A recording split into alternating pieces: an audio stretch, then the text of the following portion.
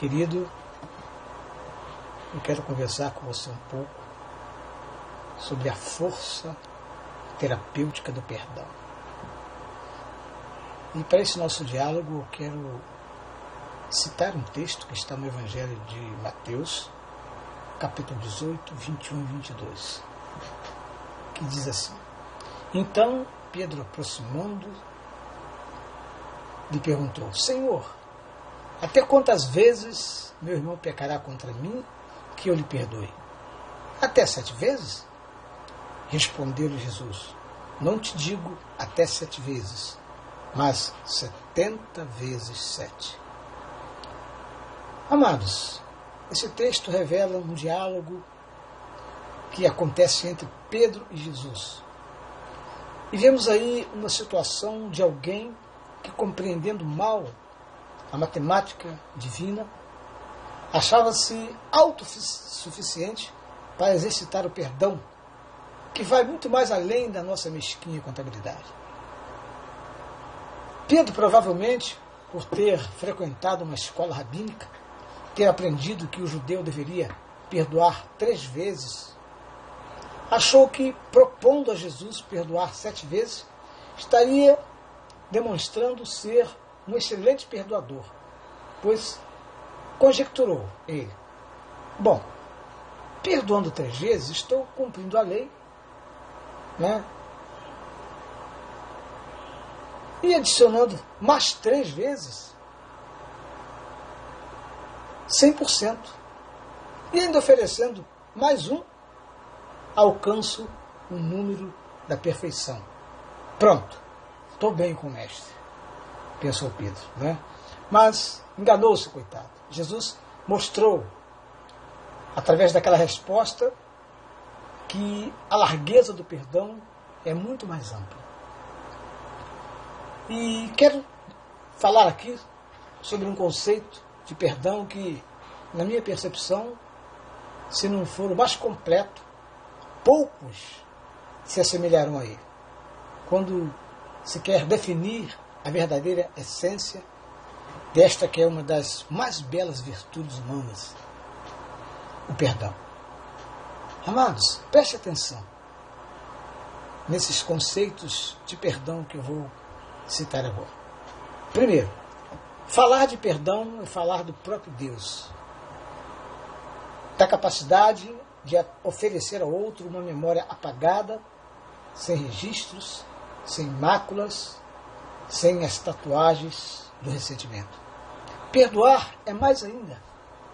É deixar o outro nascer na sua própria vida e história, sem as lembranças que um dia fizeram dele um monstro em sua mente. E o pastor Martin Luther King disse o seguinte: o perdão é um catalisador que prepara a ambiência necessária para uma nova partida, um recomeço. E alguém disse ainda um dia que perdoar é assumir o prejuízo.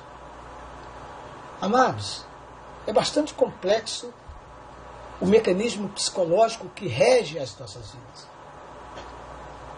E muitos tratados têm sido escritos buscando aclarar os segredos de nossa mente e de nossos comportamentos, suscitando o surgimento de escolas interpretativas. E em todas elas, o sentimento de culpa tem sido estudado, uma vez que ele assume importantíssimo papel geral no comportamento humano. Para avaliarmos a dimensão da frase proferida pelo salmista Davi, recordemos que ele escreveu no Salmo 32, após ter se convencido do pecado, após ter confessado outros pecados no Salmo 51.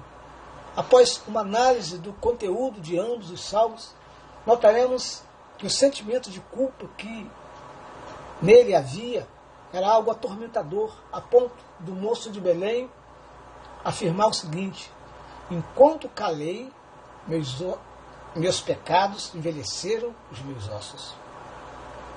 No Salmo 32, versículo 3, a experiência do remorso e do sentimento de culpa é algo aflitivo para Davi. É angustiante e atormentador na vida daquele moço. Uma vida, gente, que carrega consigo algo do passado, não plenamente resolvido, ou uma pendência que volta e meia vem à mente, perturbando o sossego e acelerando o coração, torna a pessoa uma vida infeliz, traumatizada, refletindo isso nas suas atitudes que toma. Um sentimento de culpa pode causar atitudes agressivas, complexo de inferioridade, atitude crítica exacerbada, falso moralismo, amor próprio doentio, dificuldade de relacionamento por excesso de desconfiança, etc. A única condição, gente, de ajudar as pessoas a saírem desse estado é fazê-lo entender o que é o perdão. Porque o perdão que Deus dá através do precioso sacrifício de seu Filho, Jesus Cristo, é curador, é terapêutico. Perdão na dimensão do jamais me lembrarei, como está registrado em Hebreus, capítulo 10, de 10 a 18. Com isso, podemos afirmar que um dos primeiros passos para quem quer ter uma vida feliz, satisfatória e cheia de gozo, é confessar a Deus os seus sentimentos de culpa, os seus pecados, suas faltas, frustrações, e pedir a Deus uma nova dimensão de vida propiciada mediante o perdão. Vejam o conceito de perdão que Aurélio dá. Ele diz que perdão é remissão de pena,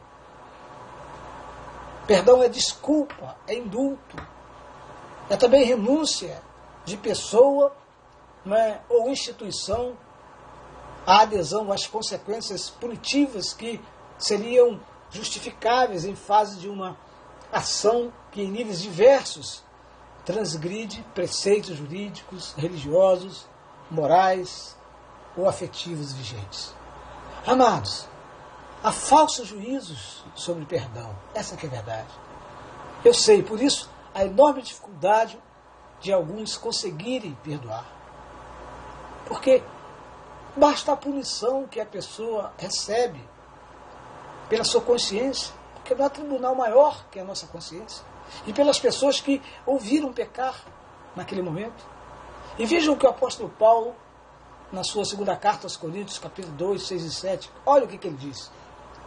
Basta-lhe a punição pela maioria, de modo que deveis, pelo contrário, perdoá-lo e confortá-lo, para que não seja o mesmo consumido por excessiva tristeza.